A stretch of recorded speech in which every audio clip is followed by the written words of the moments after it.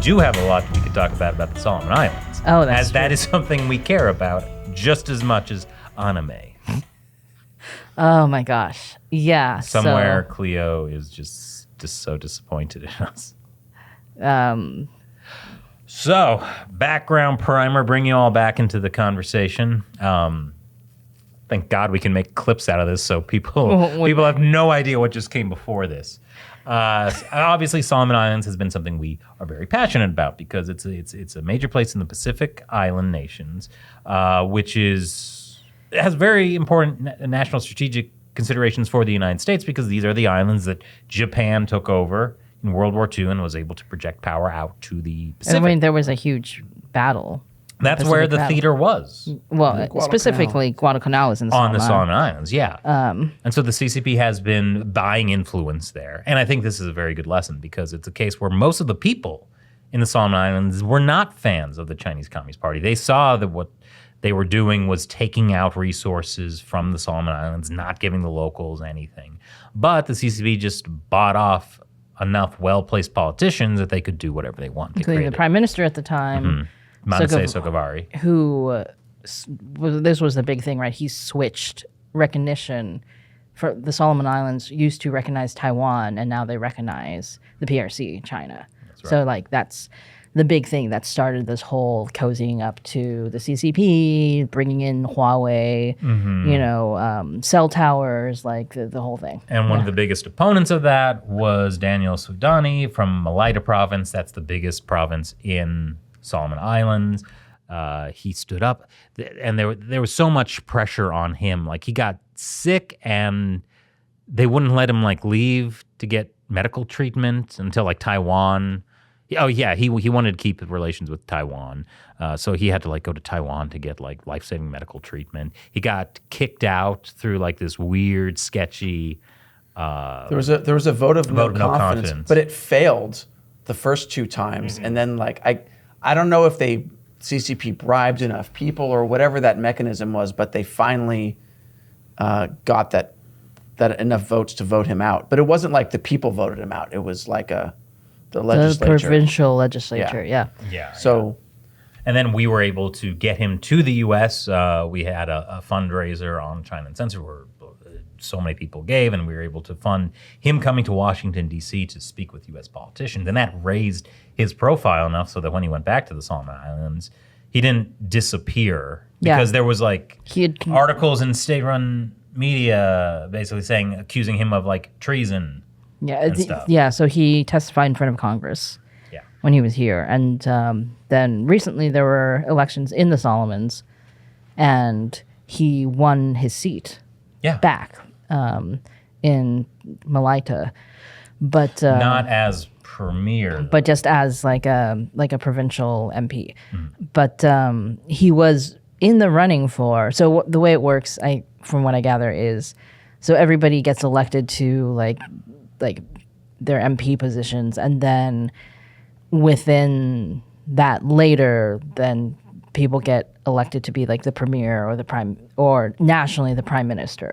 Essentially, all the parties get their seats, and then they start negotiating with each other to try to get a majority so they can have their person be the prime minister. So the good news is that Sogavari had to withdraw from being prime minister again. He didn't have the support. But he is still, what's his position now? Well, so what happened was then, maybe partially because he withdrew, his party still got enough support from other parties so that they had the majority instead of the opposition.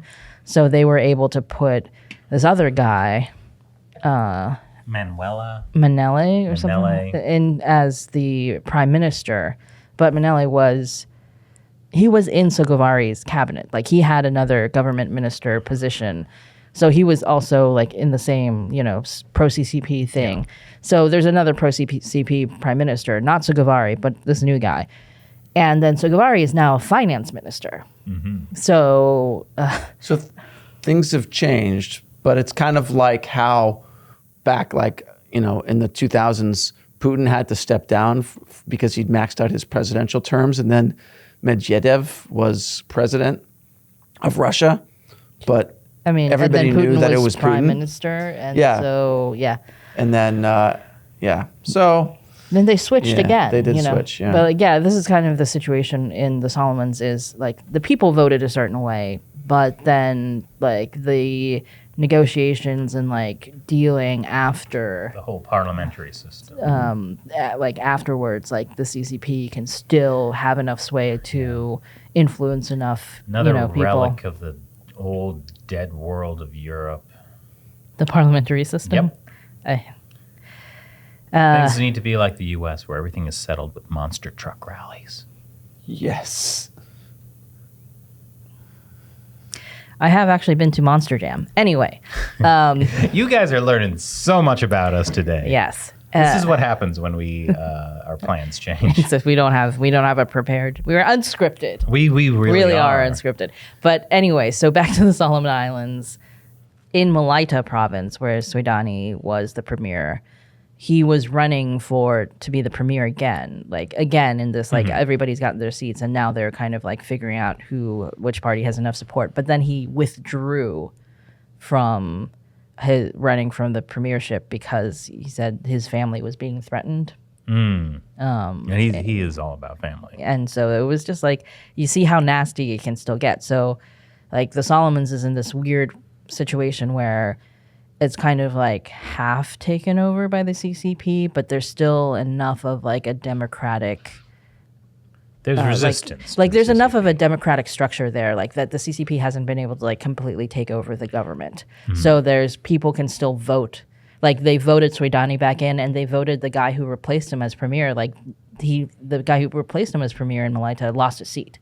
Yeah. So that was obviously like the people saying they didn't want what this replacement guy was doing, which was immediately like trying to bring Huawei in and trying to bring the CCP investment in that like Suidani had tried to block.